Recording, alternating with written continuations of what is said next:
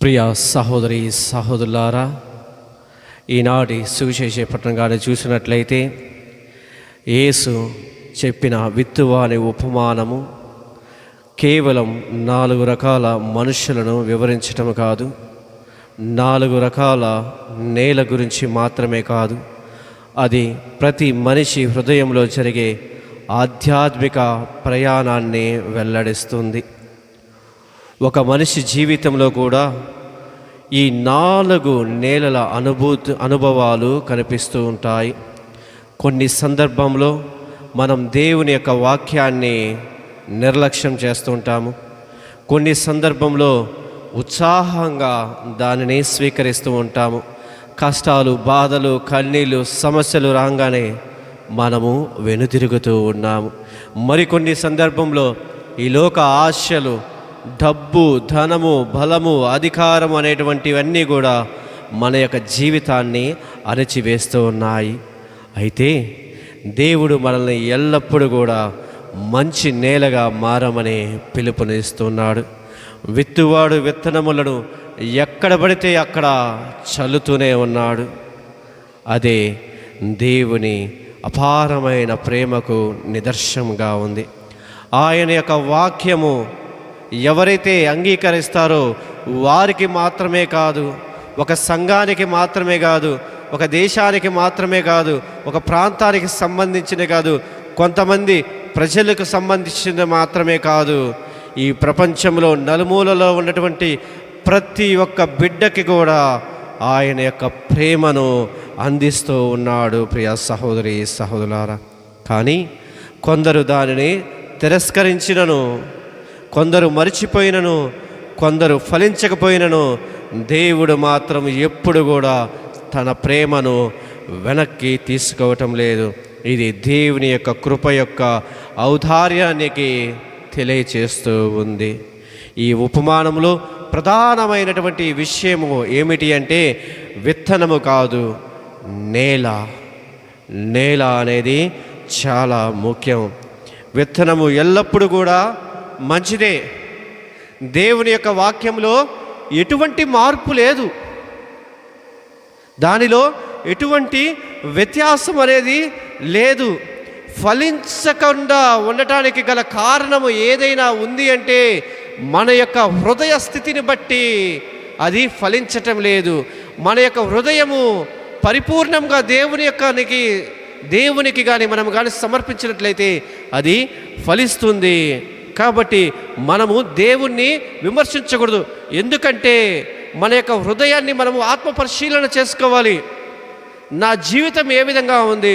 గర్వంతో, అసూయతోటి, ఈర్ష్యతోటి, కక్షలతోటి, ఇతరులను క్షమించలేని గుణముతోటి, ఈ లోకంలో ఉన్నటువంటి డబ్బు, అధికారము అనేటువంటి వ్యామోహాలు నాకు దేవునికి మధ్య అడ్డుగోడగా నిలుస్తున్నాయా అని ఆత్మ పరిశీలన చేసుకోవాలి.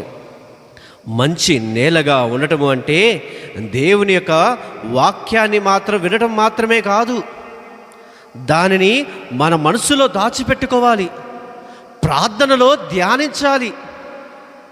మన యొక్క అనుదిన జీవితంలో మనం దేవుని యొక్క వాక్యానుసారము జీవించగలగాలి.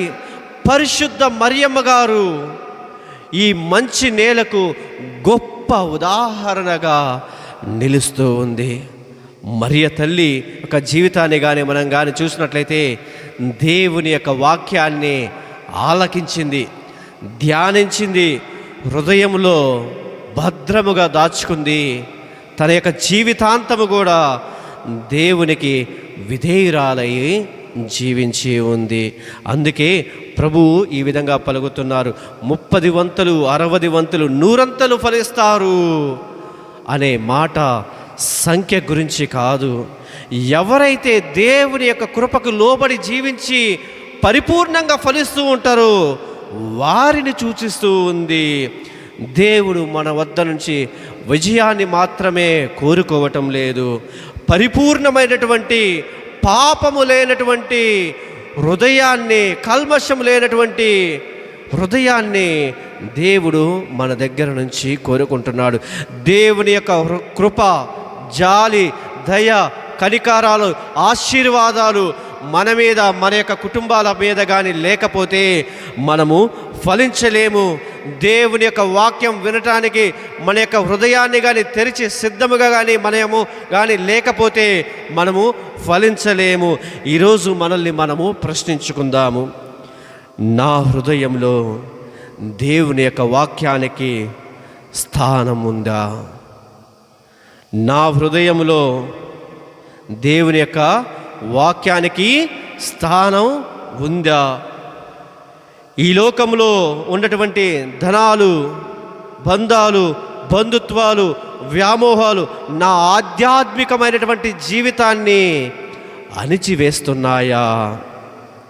నేను వాక్యాన్ని చదువుతున్నానా, వింటున్నానా, దానిని ధ్యానిస్తున్నానా, నా జీవితంలో నేను అనుసరిస్తున్నానా అని మనల్ని మనము ప్రశ్నించుకోవాలి. అందరము కూడా కళ్ళు మూసుకొని చిన్న ప్రార్థన చేసుకుందాము. సర్వశక్తిగల ఓ దేవా, నా హృదయములో ఉన్నటువంటి రాళ్లను తొలగించండి. నా హృదయములో ఉన్నటువంటి ముళ్ళ కంపను తీసివేయండి. కఠినత్వాన్ని నా హృదయం నుంచి తొలగించింది. మృదువుగా నా హృదయాన్ని మలచండి. నీ వాక్యం నా జీవితంలో వేళ్ళను నాటుకునే విధంగా ఆశీర్వదించండి. ఆ వేళ్ళు చిగురించి పెద్ద చెట్టుగా, వృక్షముగా పెరిగి ప్రేమ, విశ్వాసము, పవిత్రత, సేవ అనేటువంటి ఫలాలను సమృద్ధిగా ఫలించే విధంగా నా హృదయాన్ని, నా యొక్క జీవితాన్ని మలచండి తండ్రి. ఆమేన్.